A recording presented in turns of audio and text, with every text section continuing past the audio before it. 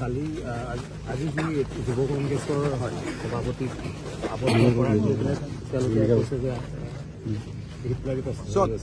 গুৱাহাটীত যদি তেওঁলোকে গুৱাহাটীৰ জনজীৱনক আতংকিত কৰিবৰ কাৰণে প্ৰচেষ্টা কৰে তেতিয়াহ'লে এটা সময়ত চৰকাৰ কঠোৰ হ'ব লাগিব। মানুহে আমাক প্ৰশ্ন কৰিব যে আপোনালোকে অন্যান্য আন্দোলনকাৰীৰ ওপৰত কঠোৰ হয় কিন্তু ৰাজনৈতিক দলৰ ওপৰত কঠোৰ কিয় নহয়?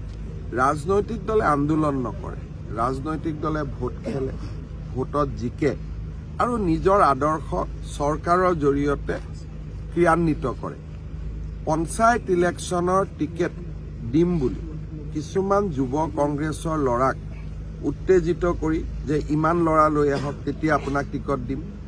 এটা কিছুমান নিৰ্দিষ্ট অঞ্চলৰ পৰা ইয়াত গুৱাহাটীৰ এজনো মানুহ নাই, নিৰ্দিষ্ট অঞ্চলত পঞ্চায়ত ইলেকশ্যনত প্ৰাৰ্থী হ'ব খোজা কিছুমান প্ৰাৰ্থীক কোটা দিয়া হৈছে যে তই 50টা আনিব লাগিব তেতিয়া টিকট পাবি, তই 100টা আন তেতিয়া তই টিকট পাবি। আৰু এক প্ৰকাৰ গুৱাহাটীত এনাৰ্কি কৰিব খুজি আছে। আমি ইয়াত এডভান্টেজ আছাম কনক্লেভ পাতিব খুজিছোঁ, শিক্ষাৰ পৰিৱেশ এটা হৈ আছে। তাৰ আগতে গুৱাহাটীত গুলী গালাজ কৰাই তেওঁলোকে চৰকাৰখনকো অস্থিৰ কৰিব খুজিছে আৰু সমাজখনকো অস্থিৰ কৰিব খুজিছে যাতে অসমত উদ্যোগপতি নাহে, অসমত কোনো নাহে। কালি যদি গুৱাহাটীত এটা গুলীয়াগুলী হৈ যায় তেতিয়া ফেব্ৰুৱাৰীত এডভান্টেজ আছাম পাতি কি লাভ হ'ব? ইয়াততো কোনো নাহে। তেওঁলোকে এইটো এটা চক্ৰান্ত কৰি আছে।